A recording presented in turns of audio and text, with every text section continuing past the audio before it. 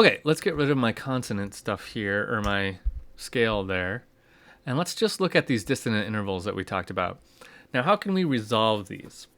It's a couple different ways. Actually, let me rewind a step. Let's talk about what resolution means. Resolution means that we get it to its consonant state. In other words, we take this dissonant interval and we let it go to where it feels like it needs to go, right? It's not just that we put a consonant interval after a dissonant interval. It's certain dissonances want to go certain places. So it's their natural resolution. I think we've talked a little bit about this when we talked about like the 5 chord to the 1 chord. That has a dissonance in it. The 5 chord has a dissonance in it. Well, actually, you could say it doesn't. It's just a chord that wants to resolve down to the 1 chord. That's how some chords work. Intervals work the same way. They have places they want to go. The dissonant ones have places they want to go. Some of them have multiple places they want to go. You've got some choices. So let's start with our major second here. I'm just going to go out here and let's do a whole note since our tempo is kind of fast. And let's do...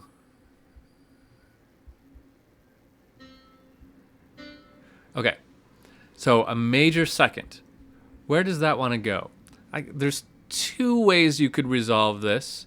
You could resolve it to a unison, just like that, where essentially the D falls down.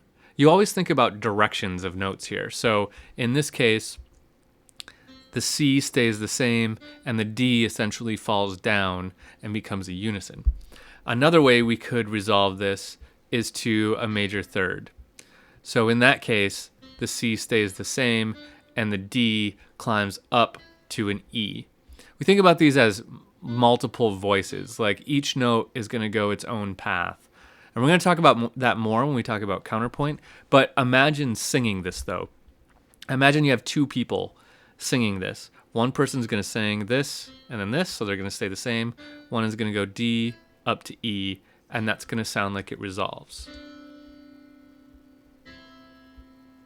Right? So this is not a good spot to end a piece of music on, but this is, right? So it's a resolution. This is a resolution to this dissonance. Okay, let's look at the next one we had here, which I think was a minor second. Okay, a minor second really has only one easy place it can go, and that is down to a unison. A minor second resolving up to a third doesn't really work all that well, although sometimes you could make it work if you were crafty. But typically, a minor second wants to resolve down to a unison.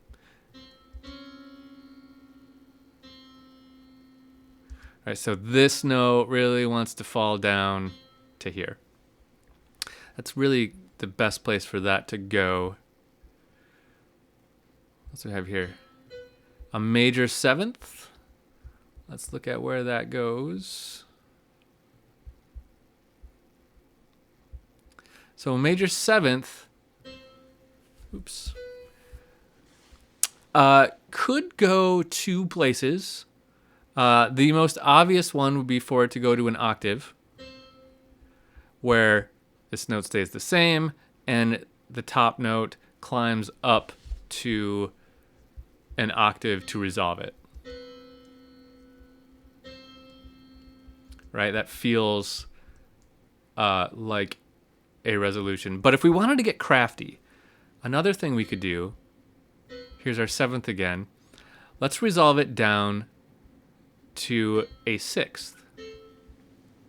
Now, the 6th is not an extremely consonant interval, right? But if we did a little magic, we could make this sound more consonant.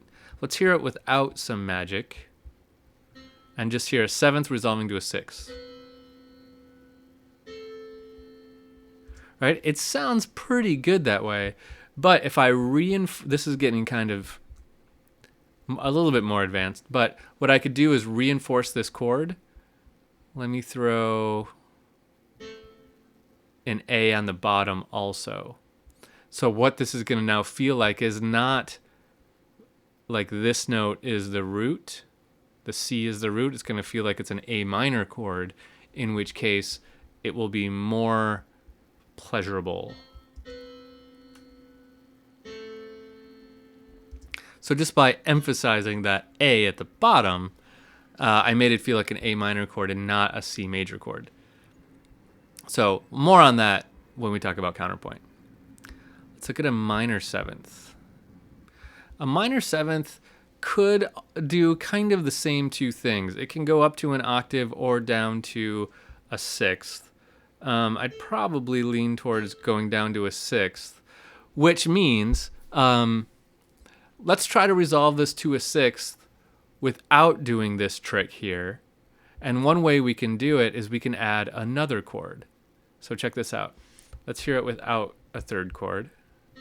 So minor seventh resolving to a sixth.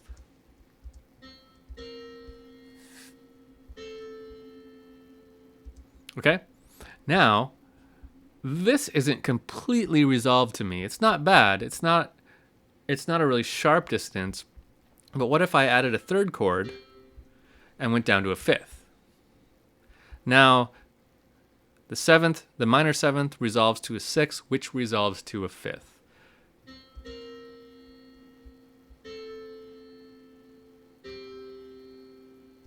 Right? So the resolution here takes two chords to get there. It's kind of an oddity of the minor seventh. It's a non-diatonic interval, so it's a little trickier sometimes.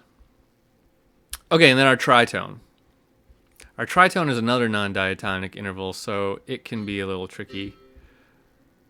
But let's look at what we can do. This one can really go either direction by half step, and it'll be okay.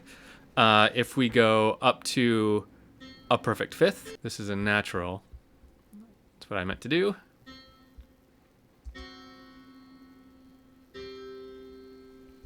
Okay, that works. We can also take it down to a fourth if we wanted.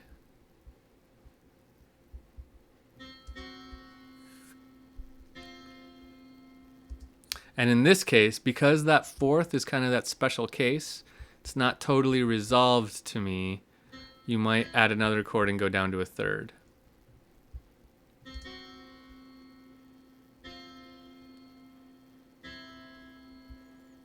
Right, and this has kind of a conclusion feel to it. So there's a lot of different ways we can resolve dissonant intervals.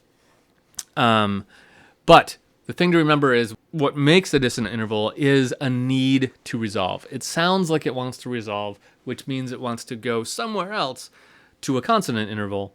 And there are a number of different ways we can get there. Now, for now, what I've walked you through here is kind of a free form. We can go here, we can go there. If we get into the strict rules, the really strict rules of this, then those rules kind of dictate what exactly can go where depending on the context. All the music around it is going to say this note has to go to that note, this note has to go to that note. And there are a lot of rules about that with intervals. And that is called counterpoint. And that's what we're going to talk about next. It's a bunch of rules that say this note has to go there, this note has to go there, and all this other stuff. So that's going to be the next big section of this class. So hang on for that. I want to do a couple more things first, and then we'll get to that.